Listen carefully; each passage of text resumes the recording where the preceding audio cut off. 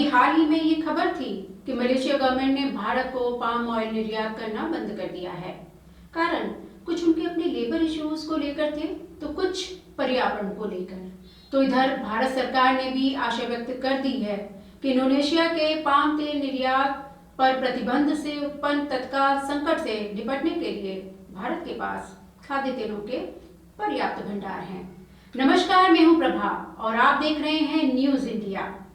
सरकार ने कहा है कि देश में वर्तमान में स्टॉक में लगभग 2.1 मिलियन टन खाद्य तेल हैं, जबकि अन्य 1.2 मिलियन टन निर्यात करने वाले देशों से मई में आने की उम्मीद है। लेकिन अब मलेशिया के मना करने पर भारत सरकार बता रही है कि वो तेल की आपूर्ति को कैसे मैनेज करेगी। अभी तक सरकार ने ये पर्याप्त भंडार क्यों नहीं तलाशे? भारत में तो पहले से ही तिलहन की भरपूर फसल होती थी, फसल अच्छी होती अभी है। भी होती है। उत्तरी भारत में सरसों की, मूंगफली की और सूरजमुखी की खेती खूब होती है। इतनी होती है कि आज भी पूरे नॉर्थ भारत की तेल की आपूर्ति करते। दक्षिण भारत में तो नारियल के पेड़ बहुत हैं और आज भी वहाँ के लोग नारियल के तेल में ही खाना पकाना पसंद करते हैं। फिर राइस ब्रान से भी ऑयल निकाला जा सकता है। हमारे देश में ऐसे बहुत सारे साधन हैं, संसाधन हैं, जिनसे हम अपने देश की तेल की आपूर्ति आसानी से कर सकते हैं। आपको बता दें कि मलेशिया का एरिया सिर्फ 3,28,550 स्क्वायर किलोमीटर है, जबकि भारत का एरिया 32,87,590 स्क्वायर किलोमीटर है। परंपरागत रूप से भारत स्वतंत्रता से पहले खाद्य तेलों का निर्यातक था। विविध कृषि, जलवायु परिस्थितियां, प्रचुर भूमि और कृषि पर निर्भर आबादी के बड़े हिस्से होने के बाद भी भारत को खाद्य तेलों को आयात क्यों करना पड़ा? ऐसा क्या हो गया कि भारत में तिलहन की फसलें कम हो गई, जो पूरे देश की तेल की आपूर्ति करती थी? हमारे देश में इतनी खनिज संपदा है, खाद्यान्नों के लिए हमें किसी और दूसरे देश पर निर्भर होने की जरूरत है ही नहीं। तो आप कहेंगे कि जनसंख्या हमारे देश की बहुत ज्यादा है, इसलिए हमें खाद्यान्नों के लिए दूसरे देशों पर निर्भर होने की आवश्यकता है। नहीं, यहाँ खाद्यान्न और खाद्य तेलों की कमी कभी नहीं हो सकती है। ये तो सरकार की पॉलिसी है, जो कंपनियों के हितों को ध्यान में रखकर बनाई जाती रही हैं। वो ऐसी हैं कि भारत को हमेशा कर्ज में डुबोए रखना चाहती हैं। तेल का खेल भी ऐसे ही चल रहा था। खाद्यान्नों और खाद्य तेलों के उत्पादन में भारत आत्मनिर्भर हो सकता है, बशर्ते किसानों के उत्पादों को सरकार कंट्रोल करना छोड़ दे।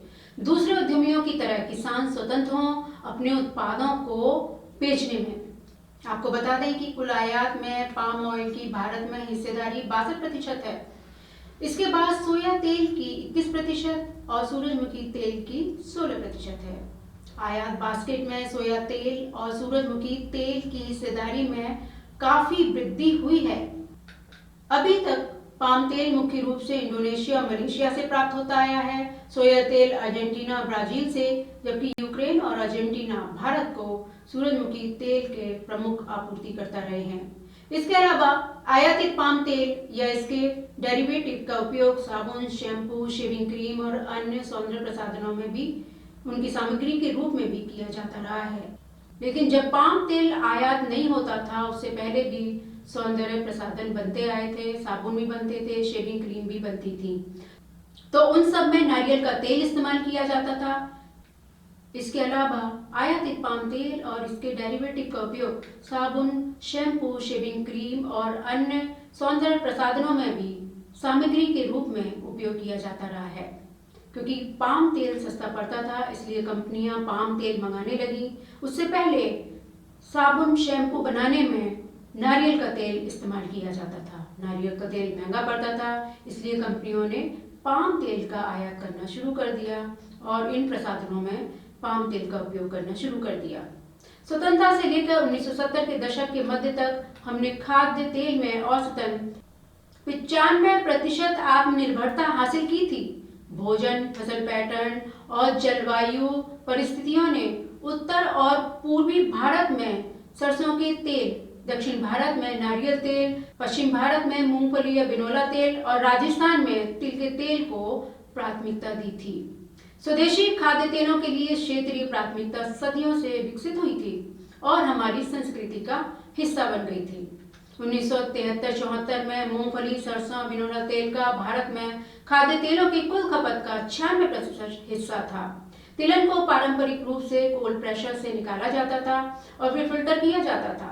छोटे पैमाने के ये उद्योग पीढ़ियों के लिए रोजगार की ओर भी ले जाते रहे हैं। फिर कंपनी तंत्र आया और palm oil, olive oil, Saffola खाओ, सफोला खाओ, और दूसरी ओर कंपनियों को शुद्ध तेल निकालने में घाटा भी हो रहा था। मिलावट के तौर पर कोई सस्ता तेल चाहिए था तो बस सरकार से साठगांठ हुई और होने लगा पाम ऑयल का आयात। आपको बता दें कि पेट्रोल डीजल के मूल उत्पाद कच्चा तेल, क्रूड ऑयल पर सबसे अधिक विदेशी मुद्रा खर्च होती है। इसके बाद खाद्य तेल के आयात पर सबसे अधिक खर्च होता है। इसमें सबसे ज्यादा 43% आयात कच्चे पाम ऑयल का होता है। उद्योग के आंकड़ों के अनुसार देश में हर साल करीब 1.5 लाख से 2 लाख करोड़ रुपए का खाद्य तेल आयात होता है। इसके बाद पाम ऑयल और उससे जुड़े उत्पाद पामोलिन का योगदान 21% है। उसके बाद सोयाबीन तेल का आयात 20% और सूरजमुखी तेल का योगदान 16% है।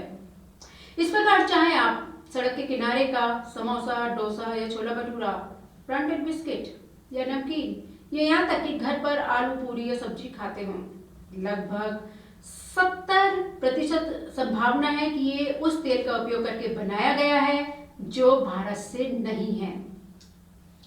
आपको ये जानकारी कैसी लगी हमें कमेंट बॉक्स में लिखकर जरूर बताएं। फिर मिलेंगे एक नई जानकारी के साथ। तब तक के लिए नमस्कार।